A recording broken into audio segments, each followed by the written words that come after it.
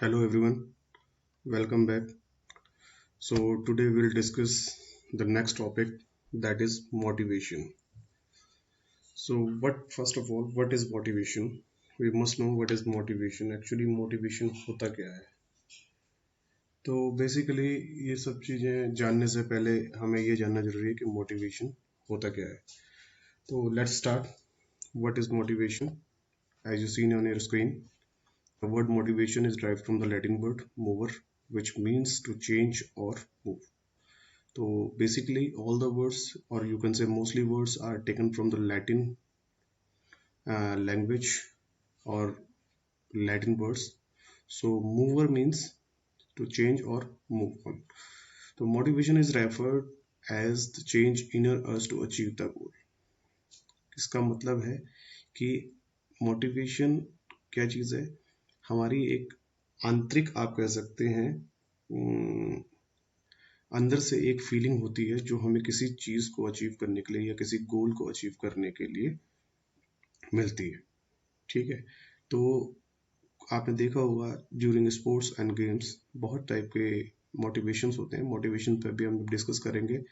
तो many types of motivations are there. External motivation, internal motivation, many type of motivations are there. तो basically हम जो बात करते हैं, motivation is a kind of inner force which energize a person to make constant efforts. मतलब किसी भी चीज़ को या किसी गोल को अचीव करने के लिए या किसी भी लक्ष्य को पाने के लिए लगातार एफर्ट करने के लिए जो उसको क्या कहते हैं, आप जगाता रहता है, उत्साहित करता रहता है कि आपको ये करना है. ठीक है. अब कुछ लोग दो तरीके के मोटिवेशन होते हैं. एक इंटरनल होता है, एक एक्सटर्नल होता है. वो हम आगे डिस्कस करेंगे. ठीक है. So few educationists, one of them are Mr. Goods, are saying motivation is a process of arousing, sustaining and regulating the activities. यहाँ पर अराउजिंग का मीन होता है कि आप कह सकते हैं कि किसी के लिए फोर्स करना या किसी चीज़ के लिए जगाना उसको. ठीक है. तो that is the mean of arousing. और किसी भी तरीके की कोई प्रॉब्लम्स आती हैं तो उसको रेस्ट्रिक्ट करना, उनसे आगे आगे मूव ऑन करना. So one more educationist, Mr. Murray, is saying that motivation is an internal force, internal factor that arouses, directs and integrates a person's behavior. जो पर्सन का जो भी व्यवहार होता है, बिहेवियर होता है, ठीक है, उसको सही दिशा में डायरेक्ट करता है, गाइड करता है. ठीक है. तो बाकी बेसिकली क्या होता है कि हमारा जो बिहेवियर होता है वही बहुत कुछ चीज़ें, हमारी जो पर्सनैलिटी होती है, जब भी आप करते हैं तो काफ़ी चीज़ें उससे क्लियर हो जाती हैं. जैसे कि सामने अगर बहुत अच्छी टीम है हमारी, सपोज हमारा मैच है और हमारे सामने बहुत ही स्ट्रांग और बहुत अच्छी टीम खेल रही है, तो उस समय बेसिकली हमारा, अगर हम अच्छे प्लेयर नहीं तो मोरल डाउन हो जाता है कि यार ये तो पहला ही मैच बहुत अच्छी टीम से हमारा हो गया, अब हम कैसे मैच जीतेंगे और कैसे क्या करेंगे. तो बेसिकली ये सारी चीज़ें होती हैं. तो जनरली मोटिवेशन को और बेटर तरीके से समझने के लिए हम चलते हैं. Motivation is of two types. ठीक है. मोटिवेशन जनरली दो तरीके का होता है. एक होता है आपका इंटरनल, या आप कह सकते हैं इंट्रिंसिक मोटिवेशन. इंटरनल या इंट्रिंसिक मोटिवेशन पहला होता है, और दूसरा जो हमारा होता है एक्सटर्नल या एक्सट्रिंसिक मोटिवेशन जिसे बोलते हैं. तो पहले हम इंटरनल मोटिवेशन की बात करते हैं. तो इंटरनल मोटिवेशन क्या है? This motivation is within an individual and guide individual to perform better, to satisfy one's own personal feelings. ये एक इंटरनल फीलिंग होती है. ठीक है. तो बेसिकली इसमें क्या होता है कि जो भी इंडिविजुअल होता है, जब भी इस मोटिवेशन की हम बात करते हैं, तो ये पर्सन या इंडिविजुअल की जो बात कर रहे हैं वो अपनी किसी खुशी के लिए, ठीक है, अपने ही कोई उसका मोटिव है या उसने कोई गोल सेट किया है, उसको अचीव करने के लिए खुद को मोटिवेट करता रहता है. इसमें कोई भी एक्सटर्नल नहीं होता. वो आपका गोल है, आपने किसी को नहीं बता रखा है, आपने कहा है कि मैं ये चीज़ करूँगा, ये एग्ज़ाम क्रैक करूँगा, इस जगह में परफॉर्म करूँगा. वो आपका अपना एक मोटिव है, एक गोल है, या आपकी उसमें खुशी है. तो आप उसको अचीव करने के लिए खुद को टाइम टू टाइम मोटिवेट करते रहते हैं. तो एक गोल सेट करते हैं और उसको अचीव करने के लिए काम करते रहते हैं. और ये जो मोटिवेशन है वो इंटरनली आता है, इसमें एक्सटर्नली कोई कुछ नहीं करता है आपका. Internal motivation depend upon the basic needs like biological needs, thirst, hunger, social needs, family, friends, psychological needs, interest and attitude, love, self-esteem, person's need, safety, personality, economical, is based upon the bodily needs, interest, nature, emotional needs, social needs. तो basically सारे needs हैं। अगर आप biological needs से thrust हो गया, hunger हो गया, कई बार आप कंडीशंस ये हो जाती हैं कि देखो लोगों को क्या क्या काम करने पड़ते हैं, क्योंकि उन्हें अपना परिवार पालना होता है, भूख होती है, जो भी है उनकी नीड वो है और उनका एम वो है कि आपको आज का डेली ब्रेड एंड बटर का अपना अरेंज करना है। सोशल नीड्स होती हैं, फैमिली के लिए कुछ काम करना होता है, फ्रेंड्स के लिए कुछ करना होता है। साइकोलॉजिकल में आप बताते हैं आपका कोई इंटरेस्ट है, आप खेलने में इंटरेस्ट है, आपका मैथ्स में बहुत अच्छा इंटरेस्ट है, आपका किसी साइंटिस्ट बनने में इंटरेस्ट है, आपका सीए बनने में इंटरेस्ट है, तो उसको अचीव करने के लिए आपको पता होता है कि आपका इंटरेस्ट है, तो आपको सारी चीज़ें उसी के हिसाब से अपनी मैनेज करनी पड़ेंगी और उस पर वर्कआउट करना पड़ेगा। एज ए एटीट्यूड हो गया आपका लव, सेल्फ स्टीम होता है आत्मसम्मान जिसे बोलते हैं हम अपना।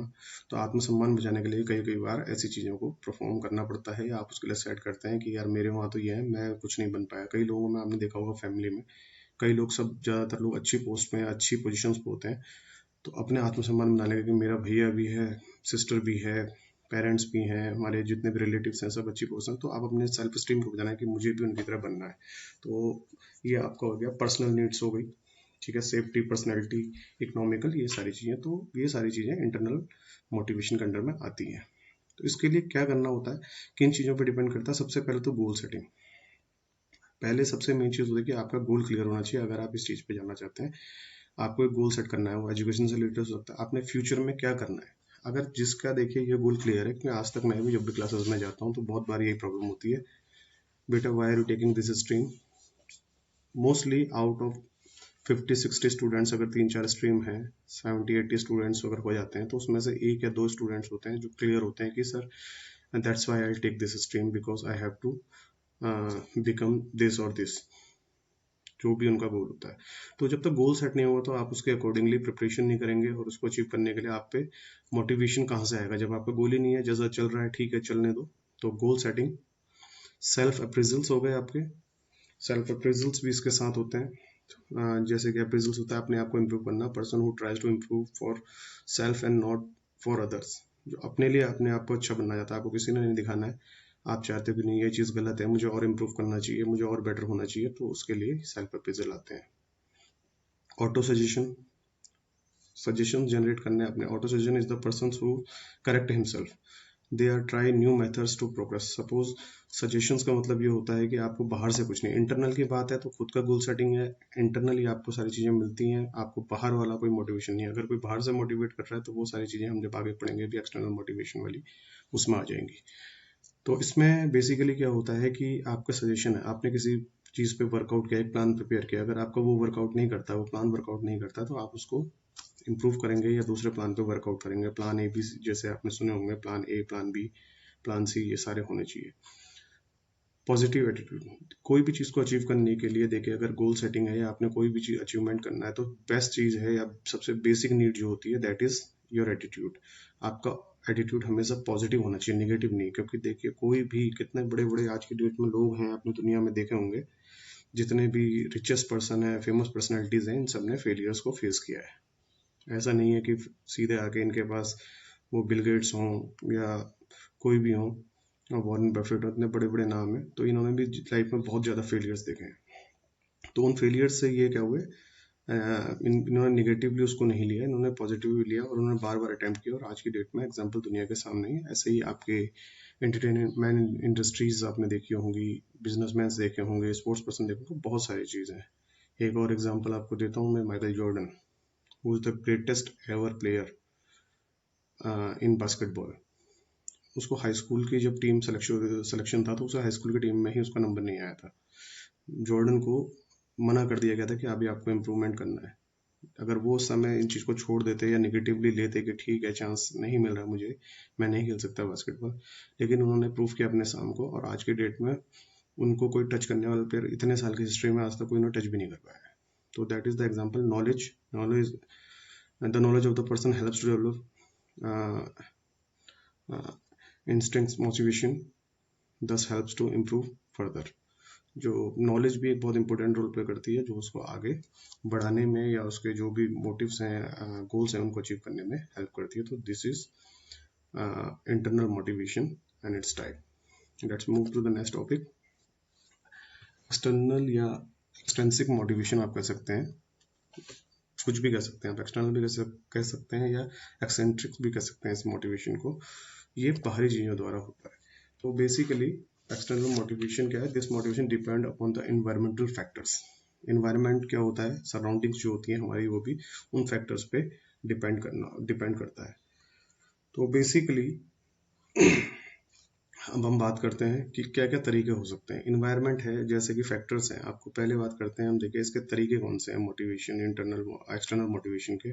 रिवॉर्ड्स, अगर किसी को रिवॉर्ड्स मिल रहा है आपके, सपोज जनरली जैसे आप किसी चीज़ में अरे यार इसमें पार्टिसिपेट नहीं करूंगा, इसमें मजाक बनेगा, ये करेगा वो करेगा, आप नहीं करते, लेकिन आपका कोई फ्रेंड या कलीग आपका उसमें पार्टिसिपेट करता है और सपोज वो एक अच्छा पोजीशन में आता है या विनर निकलता है, तो उसको जब रिवॉर्ड मिलता है तो आपको लगता है कि यार इसको रिवॉर्ड मिल रहा है। ऐसे ही क्लास में बहुत सारे होते हैं, कहीं को मार्क्स बहुत अच्छे आते हैं तो आप उनसे होते हैं, ऐसी फैमिली में होते हैं। तो clearly they are saying this motivation depend upon the environmental factors.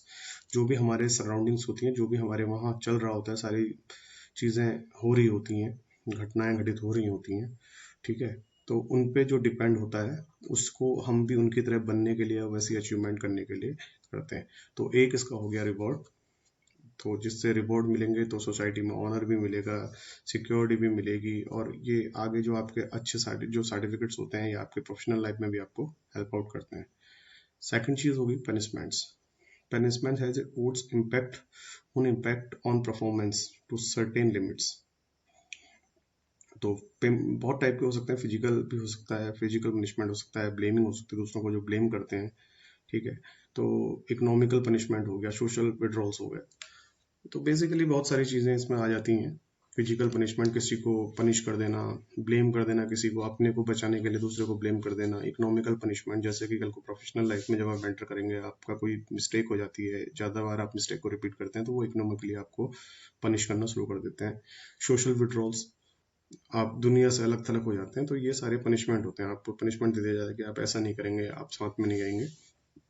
तो स्पोर्ट्स के थ्रू भी, इनमें स्पोर्ट्स में भी आपने देखा होगा, जब हम फिजिकल एजुकेशन की बात कर ही रहे हैं तो स्पोर्ट्स की बात भी करिए। तो स्पोर्ट्स में भी लगता है अगर आप अच्छी तरीके से रूल्स को फॉलो नहीं करते हैं, स्पोर्ट्समैनशिप को फॉलो नहीं करते हैं, तो जनरली होता क्या है, आपको कई बार बैन कर दिया जाता है, मैच फीस का आपको पेनल्टी लगाई जाती है, ठीक है। फिजिकल तो नहीं होता है इसमें, लेकिन मैच फीस की पेनल्टी हो जाती है। ब्लेमिंग्स आपने देखा होगा बहुत होती हैं, कि कोई भी सीरीज शुरू हो रही है उससे पहले मोरली किसी को डाउन करने के लिए एक दूसरे पे स्लैचिंग होती है, ड्यूरिंग मैचेस स्लैचिंग चलती हैं एक दूसरे को डिस्टर्ब करने के लिए। नेक्स्ट है आपका active participation. Active participation develops leadership qualities which encourages one two do continuous progress. Actively अगर आप किसी चीज़ में पार्टिसिपेट करेंगे तो सिंपल चीज़ है, आपकी पर्सनैलिटी का ओवरऑल डेवलपमेंट होगा, आप नई नई चीज़ें सीखेंगे। कोई भी चीज़ हो सकती है, आप फिजिकल एक्टिविटीज़ में कर सकते हैं पार्टिसिपेट, आप और किसी बहुत सारे कंपटीशन आज की डेट में ऑनलाइन कंपटीशन चल रहे हैं, हर सेक्टर में, जिस सेक्टर में आज की डेट में आप बनाना चाहें अपना करियर, उस सेक्टर के कंपटीशन आपको मिलते हैं, एक प्लेटफॉर्म आपको मिल जाता है। तो आप जब लेकिन उसमें एक्टिवली पार्टिसिपेट करेंगे, सपोज आपने एक में पार्टिसिपेट किया, आप सक्सेसफुल नहीं हो पाए, तो लेकिन आपको कुछ तो वहाँ से मिलेगा, आपको ये मिलेगा कि यार ये चीज़ें भी होती हैं, नेक्स्ट टाइम से हम इसकी भी प्रिपरेशन करके जाएंगे। तो कहीं ना कहीं से आपको ये क्वालिटीज़ मिलती हैं। स्टेजेस पर बोलना पड़ता है, जीतने के बाद स्पीचेस देनी पड़ती हैं, तो वहाँ से आपको पर्सनैलिटी का एक और पार्ट आपका डेवलप होता है, लीडरशिप क्वालिटीज आपकी डेवलप होती हैं। नेक्स्ट है ऑडियो विजुअल एड्स। जैसे कि बेसिकली आपने देखा होगा भी बहुत सारे आज की डेट में मोटिवेटर्स हैं, कुछ लोग ऑडियो में देते हैं, कुछ विजुअल्स देते हैं, कुछ अपने शोज करते हैं। तो वो क्या करते हैं कि आपको जिस समय आप उनको सुनेंगे उस समय आपको ऐसा लगेगा कि आप सब कुछ अचीव कर सकते हैं। उनका बोलने का तरीका इतना होता है, वो जनरल लाइफ के जो एक्सपीरियंसेस होते हैं उनसे बात करते हैं कि ऐसा होता है वैसा होता है, तो जिनको मोटिवेटर्स का नाम दिया गया है। तो ऑडियो विजुअल एड से भी आप देख सकते हैं, जैसे कि आप खिलाड़ी हैं, खाली बैठे होते हैं, तो आप जब आज के डेट में सबके पास मोबाइल से इंटरनेट है, तो आप यूट्यूब या इस टाइप के बहुत सारी एप्लीकेशंस और हैं जिसके थ्रू आप वीडियोस देखते हैं। आप एक अच्छे प्लेयर हैं तो आप देखते हैं यार ये इसमें ये नया स्किल दिख रहा है, तो आप उस नए स्किल को ट्राई करना शुरू कर देते हैं। तो आपको और कुछ नई चीज़ें क्रिएटिव करने के लिए फोर्स करता है। नेक्स्ट है आपका test evolution competition. Time to time जो टेस्ट होते रहते हैं, एवोल्यूशन कंपटीशन जो ये आपके होते रहते हैं, इससे आपकी प्रोग्रेस जो पता चलती है कि प्रोग्रेस आप कितना प्रोग्रेसिव हो, आप प्रोग्रेस कर रहे हो नहीं कर रहे हो, ये सारी चीज़ें इसके थ्रू पता चलती हैं। वो आपके यूनिट टेस्ट हों, आपके एजुकेशन से रिलेटेड टेस्ट हों, आपके फिजिकल टेस्ट हों। आपकी डेट में आप नेशनल लेवल इंटरनेशनल लेवल के भी प्लेयर हैं तो वहाँ पर भी आपको फिजिकल टेस्ट देने पड़ते हैं, फिजिकल फिटनेस वाले टेस्ट देने पड़ते हैं। एवोल्यूशंस होते हैं आपके टाइम, जब एवोल्यूट होती हैं आपकी चीज़ें, जब डेटा होता है हमारे पास, एवोल्यूट करना शुरू करते हैं चीज़ों को, तो उसके बाद क्या होता है, एक डेटा निकल के आता है। तो उसमें से हमें अब एक क्लास है, जिस भी क्लास है, जो भी क्लास सुन रही है उसके लिए है कि जैसे आपकी क्लास है, कुछ क्वेश्चंस आपको सिंपली दिए जाते हैं और आप सब लोग अच्छे से करते हैं उसे।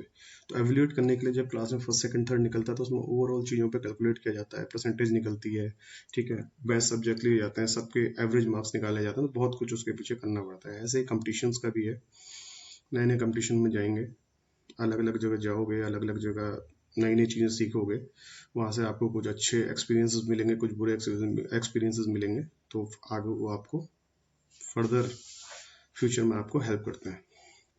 Teaching method, an effective teaching method directly influence for the high performance.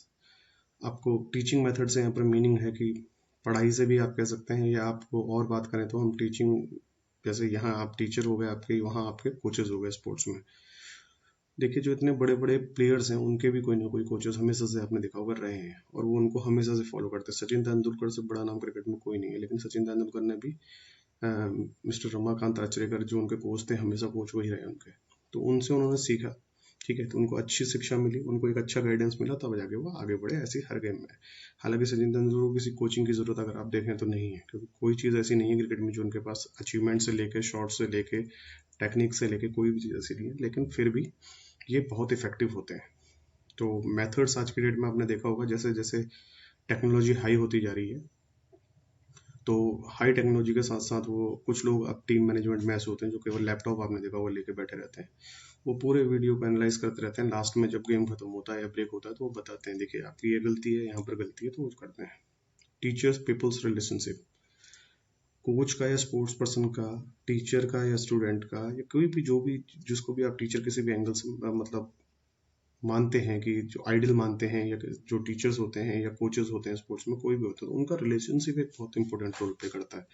आपका अगर हेल्थी रिलेशनशिप है टीचर के संग, आप अच्छे से मिक्सअप हो, आप अपनी क्वेरीज ले लेते हो, सारी टीचर से अपनी क्वेरीज ले लेते हो, हेजिटेट नहीं होते हो, तो उससे आपको बहुत ज़्यादा फायदा होता है, और आपको कमियां पता चलेंगी, कुछ कमियां जो हो जाती हैं वो पता चलेंगी, और उसको आप दूर करके अपना बेस्ट कर सकते हो आगे जाके। इक्विपमेंट्स एंड सराउंडिंग्स, इक्विपमेंट्स और सराउंडिंग्स, अब आप कितने भी अच्छे प्लेयर हो, देखिए पहले और आज में, पहले की एक दिन में, बहुत पहले की बात है, मैं सुन रहा था मिस्टर कपिल देव को, जो one of the greatest captain भी रहे हैं, प्लेयर्स भी, ऑलराउंडर भी रहे हैं दुनिया के, तो आईपीएल की बात है 1-2 साल पहले की, तो वो ये कह रहे थे कि एक ने मिस हिट किया और मिस हिट जाके वो 6 हो गया था, तो कपिल देव कह रहे थे कि हमारे टाइम पे ये शॉट अगर पड़ा होता, या इस समय अगर ये मिस हिट हुआ होता, या किसी ने ऐसा शॉट खेला होता, तो ये बॉल जो 30 यार्ड सर्किल है उसके बाहर नहीं जाती और ये प्लेयर आउट हो जाता, और आज 6 हो गया। तो उस एक सिंपल सा एग्जांपल मैंने आपको दिया। तो जनरली क्या होता है कि इक्विपमेंट वगैरह अच्छे हैं तो आपका सीधे सीधे आपकी परफॉर्मेंस पे इफेक्ट पड़ता है। देखिए हर चीज़ आज की डेट में इंप्रूव हो चुकी है, बैट्स ले लीजिए, किसी भी गेम का बैट ले लीजिए, रैकेट्स ले लीजिए, बहुत इंप्रूव हो गई है सारी चीज़ें, तो डायरेक्टली आपके कंट्रोल को, आपकी पावर को इंप्रूव करती हैं और आपकी एक्यूरेसी को बढ़ाती हैं। ऐसी सराउंडिंग्स हैं, अगर सराउंडिंग्स अच्छी हैं, जैसे कि अगर आपका कोड अच्छा है, अगर आप कोई मैच खेल रहे हैं, रनिंग कर रहे हैं, आपको पता है कि ट्रैक बिल्कुल नीट एंड क्लीन है, साफ है, गिर भी गए कोई चोट नहीं लगेगी, ऐसी ग्राउंड बिल्कुल नीट एंड क्लीन है, उसमें किसी तरीके की कोई ऐसी चीज़ नहीं है जो आपको हर्ट करेगी, तो बेसिकली आप लोग ज़्यादा बिना किसी फियर के आप परफॉर्म करेंगे, तो वो आपको परफॉर्मेंस आपकी इंक्रीज करने में हेल्प करती है। These are the topics, hope you understand the topic. ये कुछ आप देख लीजिएगा, ये मोटिवेशंस के दोनों टाइप में कुछ चीज़ें चेंज जो क्या रहता है। So that's all for today. Thank you very much.